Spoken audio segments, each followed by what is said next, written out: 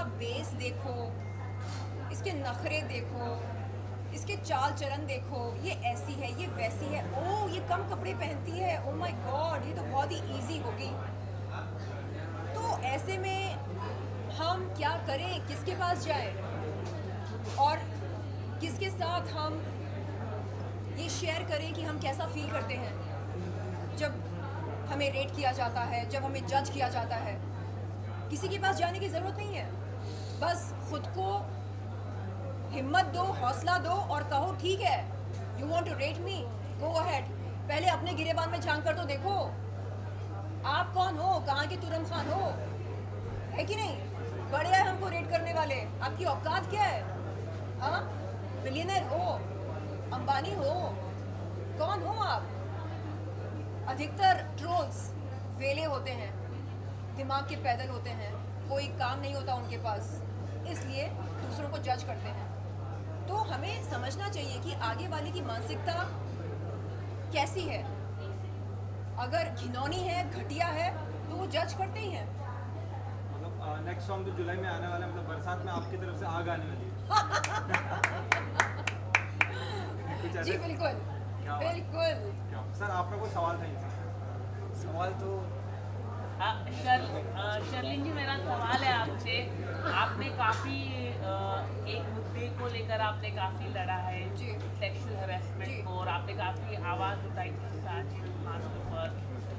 इन दिनों काफ़ी पिछले एक महीने से जो रेसलर है वो सड़क पर है, लेकिन उनकी बात कोई नहीं सुनी गई है।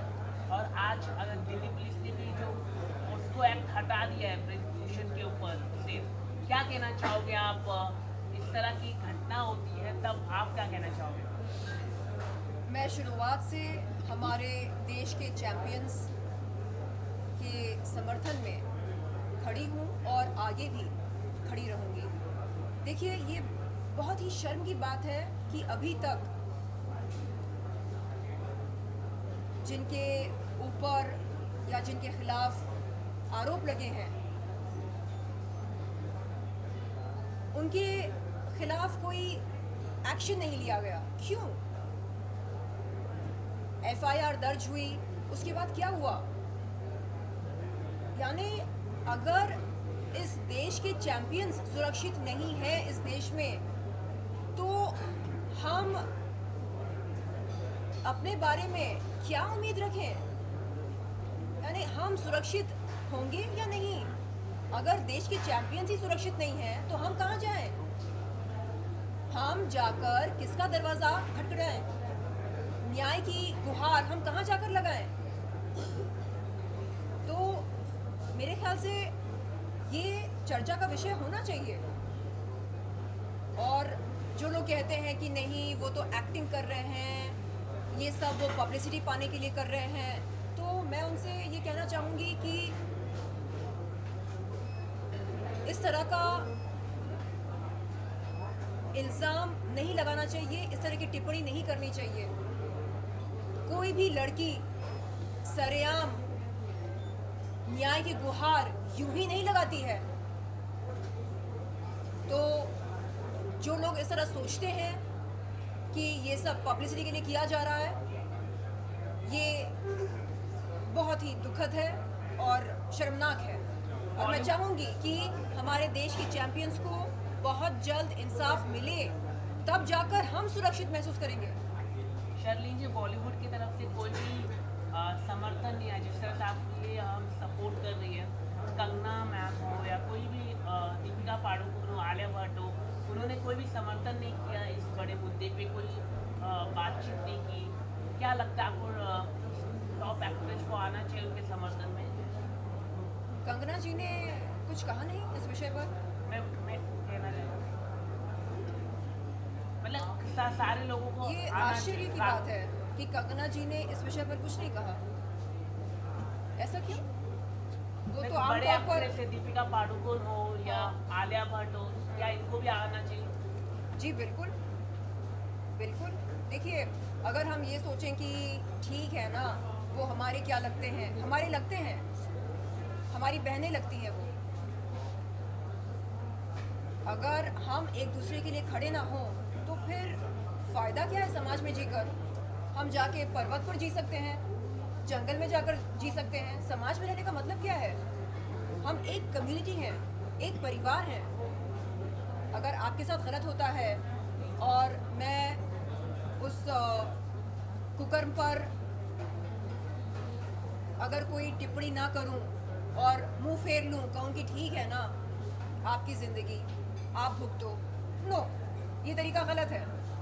हम सब जुड़े हुए हैं एक दूसरे के साथ, हम सब भारतीय हैं, हम सब इस भूमि के बच्चे हैं और हमारा फ़र्ज़ बनता है कि जब जब इस देश में कुछ गलत हो, हम उस गलत के खिलाफ आवाज़ उठाएं। जी बिल्कुल। मैं चाहूँगा मैम लास्टली आप 2 लाइन बोलकर हमें इस बाइट को खत्म कर दें। फिर 2 लाइन बोलिए। ओके, खड़े होकर नहीं माइक नीचे माइक पकड़ना पड़ेगा। मुझे माइक इतने सारे माइक पकड़ना नहीं होगा। बैठ कर क्या बात है। बोले 2 line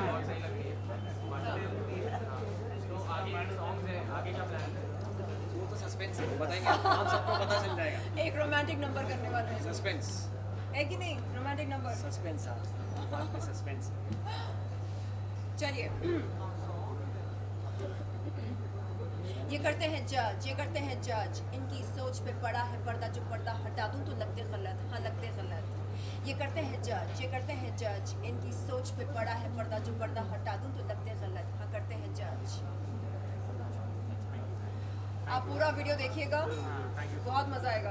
thank you so much. Thank you thank you so much. Thank you ma'am. Thank you so much. आइए सर पीछे पकड़ लेता हूँ, मैं भी पकड़ता हूँ। Thank you. पकड़ लो। अच्छा, अरे भाई कौन है ये? बजा तो चलेगा। ये करते हैं जज, ये मेरे रैप म्यूजिक वीडियो का नाम है और ये रैप मेरी आप बीती दर्शाता है। मेरा जो सफ़र रहा है फिल्म इंडस्ट्री में बहुत ही मैं कहूँगी अद्भुत रहा है और आज मैं जो कुछ हूँ अपनी जर्नी के वजह से हूँ। मैं पहले सहमी से हुआ करती थी, बहुत डरती थी, सोचती थी लोग क्या कहेंगे, घर वाले क्या कहेंगे, समाज क्या कहेगा, तो सहमी सी मैं रहती थी। लेकिन आज मेरे दोस्त, मेरे चाहने वाले, मेरे फैंस कहते हैं कि मैं किसी शेरनी से कम नहीं हूँ, क्योंकि अपनी बात मैं बगैर डर के साहस के साथ रखती हूँ सोशल मीडिया पर, आप सबके सामने। और मुझे लगता है कि ये साहस मुझे मिली है अपनी जर्नी से, और ये जो रैप पैदा हुआ है, इसके बोल, इसके जो शब्द हैं, वो मेरी जर्नी से पैदा हुए हैं। तो मैं शुक्रगुजार हूँ उन तमाम लोगों का जिन्होंने मेरे साथ बदसलूकी की, जिन्होंने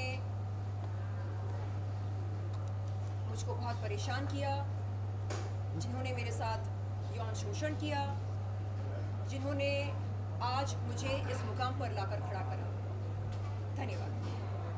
मैम आप जब पिंजरे के अंदर थी कुछ बहुत बड़ी लाइन आपने कह दी थी, मैं चाहूँगा एक बार आप फिर से वो कैमरे पे और हमारे उनके सामने कह दें। जी, जो आपने पिंजरे में कहा था वो लाइन मैं फिर से सुनना चाहूँगा। किस संदर्भ में? जो आपने कहा था कि पिंजरा हमने क्यों इस जी सॉन्ग जी के जी अंदर रखा? जी मैंने अपने आर्ट डायरेक्टर से कहा कि मुझे मेरे म्यूज़िक वीडियो में पिंजरा चाहिए, और वो इसलिए क्योंकि ये पिंजरा दर्शाता है वो मानसिकता जो जजमेंट का शिकार होता है। अगर मानसिक स्थिति की बात की जाए तो ये पिंजरा एक परफेक्ट एग्जाम्पल है उस मानसिक स्थिति की जो हमेशा उलझा हुआ रहता है, परेशान रहता है, जजमेंट के वजह से, लोगों की राय के वजह से, लोगों के परसेप्शंस के वजह से। तो इस पिंजरे से कैसे बाहर निकल सकते हैं हम? कैसे? तरकीब क्या है? उपाय क्या है? इस पिंजरे से बाहर निकलने का उपाय हमारे हाथ में है, किसी और के हाथ में नहीं। हमें ही पिंजरे के दरवाजे को लात मार के बाहर निकलना होगा। कैसे?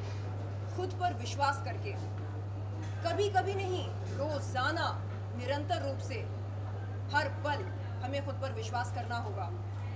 लोग हमें रिजेक्ट करेंगे, लोग हमें रेट करेंगे, लोग हमें जज करेंगे, लोग स्लट शेम करेंगे, बॉडी शेम करेंगे और हमें जलील करेंगे, सरेआम जलील करेंगे। बावजूद इसके हमें खुद पर विश्वास करना होगा। यही एक तरीका है जजमेंट के पिंजरे से बाहर निकलने का। शर्लिन जी, कम समय में 4 मिलियन से ज़्यादा व्यू होना क्या दर्शाता है कि देश की जनता आपके साथ है, आपके इमोशनल के साथ है?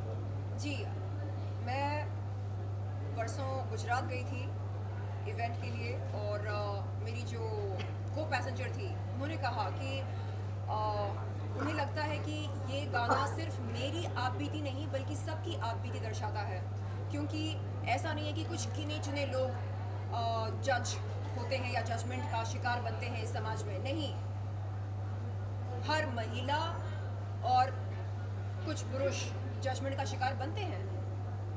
हर पुरुष तो नहीं कहूँगी मैं, लेकिन हाँ, यकीनन रूप से हर महिला जजमेंट का शिकार बनती है। तो ऐसे में लोग कनेक्ट कर रहे हैं इस रैप के बोल से, इस रैप की सेंटिमेंट से, और मुझे बहुत अच्छा लग रहा है कि लोग इस रैप को पसंद कर रहे हैं और मुझे प्यार दे रहे हैं। Thank you so much. Ma'am, कई लोगों की आवाज़ बनकर ये सॉन्ग आया है, जैसे आपने कहा, तो किस तरीके के रिप्लाई आ रहे हैं आपको जब ये सॉन्ग आउट हो चुका? कोई ऐसा स्पेशल रिप्लाई आप तक पहुँचा है अभी तक जो आपको लगा हो कि हाँ यार, मतलब मेरा सॉन्ग निकालना मतलब सक्सेस हो गया? ऐसा कोई स्पेशल रिप्लाई आप तक आया है? फैंस कह रहे हैं, फॉलोअर्स कह रहे हैं, शुभचिंतक कह रहे हैं कि आप हर महीने एक रैप वीडियो रिलीज़ कीजिए। मतलब आपके अंदर इतना कुछ है बताने के लिए, दर्शाने के लिए कि आप हर महीने कुछ ना कुछ रिलीज़ कर सकती हैं, कोई ना कोई रैप म्यूज़िक वीडियो या म्यूज़िक वीडियो। तो मुझे ये सलाह बहुत अच्छी लगी।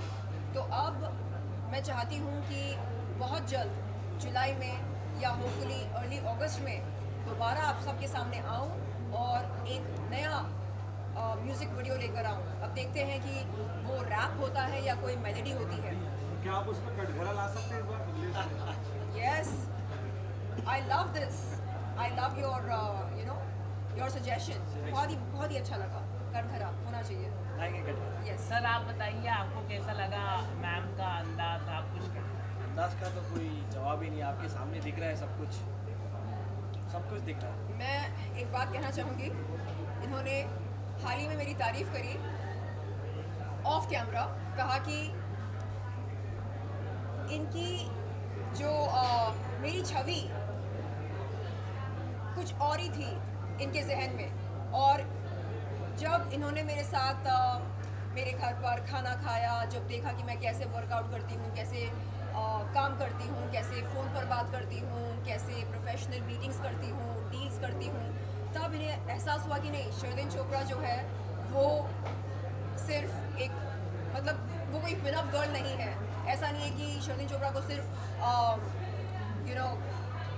अंग प्रदर्शन करना आता है या वस्त्रहीन होकर खुद को पेश करना आता है। नहीं, इसके अलावा मुझे बिज़नेस करना आता है, मुझे रैप लिखना आता है, मुझे रैप गाना आता है, और मुझे आप सबके सामने यूं बैठकर निडरता के साथ बात करना आता है।